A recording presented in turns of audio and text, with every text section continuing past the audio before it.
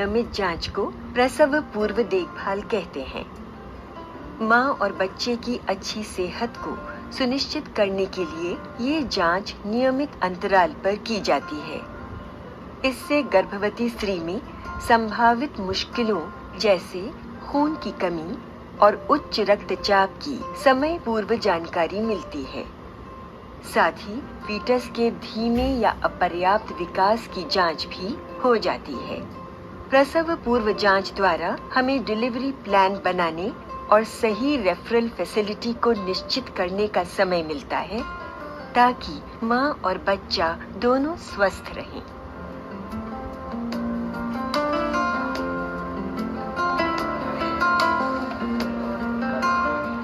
गर्भावस्था के दौरान महिलाओं को मनोवैज्ञानिक मदद की भी जरूरत होती है। आपका नाम क्या है? ज्योति। पहला बच्चा है? प्रसव पूर्व जांच के दौरान प्रत्येक गर्भवती महिला से दोस्ताना व्यवहार रखें। उसकी बातों और परेशानियों को ध्यान से सुनें। अभी कोई परेशानी आपको? कोई तकलीफ नहीं है? इसके बाद महिला से उसकी आखिरी माहवारी या LMP के बारे में पूछें। याद रखें कि ये उसकी आखिरी माहवारी का पहला दिन है।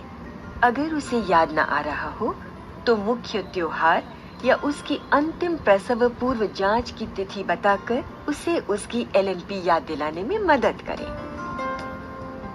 LMP जांच के समय भ्रूण की आयु यानी जेस्टेशनल एज और अपेक्षित जन्म की तारीख यानी EDD निकालने के लिए प्रयोग की जाती है। सामान्य मासिक चक्र वाली महिला के लिए इसका साधारण सा फॉर्मूला है EDD = LMP + 9 महीने + 7 दिन। उदाहरण के लिए यदि किसी महिला की LMP 1 जनवरी है तो उसकी EDD 1 अक्टूबर + 7 दिन यानी 8 अक्टूबर होगी। गर्भवती स्त्री से उसके प्रसूति संबंधी इतिहास की जानकारी लें। कोई कच्चा बच्चा गिरा तो नहीं है? अभी ये पहला बच्चा है ना आपका? अच्छा, इससे पहले कोई तकलीफ नहीं हुई? अगर महिला इससे पहले भी गर्भ धारण कर चुकी हो तो पिछले गर्भ के दौरान APH, eclampsia, PPH, obstructed labour और सिजेरियन सेक्शन की भी जानकारी लें। इस समय किसी व्यक्तिगत या पारिवारिक तंत्रगत बीमारी का भी विवरण वो दें। हाई ब्लड प्रेशर, उच्च रक्तचाप की बीमारी तो नहीं हुई? अच्छा, आपको वो शुगर जिसको बोलते हैं मधुमेह की बीमारी तो नहीं हुई? अच्छा, TB की कोई शिकायत तो नहीं रही कभी? कभी सांस फूलना और धुक तेज धक धक होती है ना? नहीं।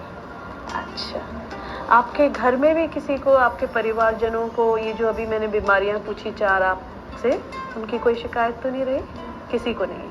अच्छा, ठीक है। अब शारीरिक जांच करें। ये प्रक्रिया हर प्रसव जांच पर दोहराई जाती है, इसलिए इसका एक पूरा रिकॉर्ड रखें और प्राप्त जानकारी की तुलना करें। अगर कोई लक्षण मापदंडों के अनुसार न हो तो तुरंत चिकित्सा अधिकारी को रेफर करें। थायराइड एनलार्जमेंट की भी जांच करें। अगला महत्वपूर्ण काम है पेट और स्तनों की जांच करना। ज्योति, ये आप पेशाब लेके आओ इसमें, क्योंकि आपके पेट की जांच करनी है ना, तो खाली चाहिए वो, और थोड़ा इसमें जांच के लिए लेते हो। अंदर रख दो इसको। अभी आपके स्तन और पेट की जांच करेंगे, अंदर चल के आ जाओ। इन्वर्टेड निपल्स की समस्या से निपटने के लिए स्तनों की जांच की जाती है। ज्योति, लेट जाओ जरा, आराम से।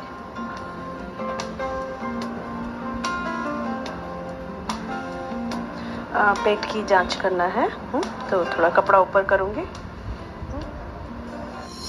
अब आप तैयार हैं भ्रूण की ऊंचाई यानी फंडल हाइट द्वारा जेस्टेशनल एज का पता लगाने के लिए। अब हम फंडल हाइट नापने के लिए तैयार हैं। इसके लिए सबसे महत्वपूर्ण बात है कि जो लाइन अम्बलाइकस से गुजरती है वहाँ पे हम 24 हफ्ते लेके चलते हैं और अम्बलाइकस से लेकर सिम्फिसिस प्यूबिस तक के हिस्से को हमने 3 बराबर भागों में बांटना है। जैसे कि एक हिस्सा, ये दूसरा हिस्सा और तीसरा हमारा सिम्फिसिस प्यूबिस पे है। सो 1, 2, 3 हिस्सों में बराबर में बांटा। इसी तरह हम अम्बलाइकस से लेके ज़िफिस स्टर्नम तक के भाग को 3 बराबर हिस्सों में बांटते हैं। ये एक हिस्सा, दूसरा हिस्सा और ये तीसरा हिस्सा। अब हम कहाँ पे कितने हफ्ते हुए वो देखते हैं। 24 हफ्ते हुए जहाँ पे अम्बलाइकस है। सिम्फिसिस प्यूबिस पे देखें 12 हफ्ते, अगले वाले लाइन पे हमारे 16 हफ्ते, उसके अगले लाइन पे 20 हफ्ते और फिर से आ गया वो 24 हफ्ते और पहला भाग जो ऊपर की तरफ है ये 28 हफ्ते, ये 32 हफ्ते और उसके बाद 36 हफ्ते। अपने पहले उदाहरण को ही लेते हैं, जहां महिला की LMP 1 जनवरी थी और EDD 8 अक्टूबर थी।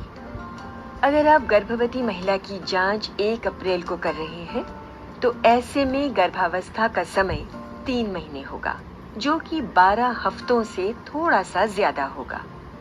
इस समय भ्रूण की ऊंचाई सिम्फिसिस प्यूबिस के आसपास होगी। जैसे जैसे गर्भावस्था बढ़ती जाएगी ये भी बढ़ती जाएगी। 36 हफ्ते के बाद जब बच्चा थोड़ा नीचे पेल्विस में आ जाता है तो वो थोड़ा नीचे आ जाता है और 40 हफ्ते दर्शाता है। 40 हफ्ते थोड़ा सा 36 हफ्ते के नीचे है, पर फर्क ये है कि तब फ्लैंक्स में पूरा भरावट होती है और इस तरह फंडल हाइट नापी जाती है। भ्रूण की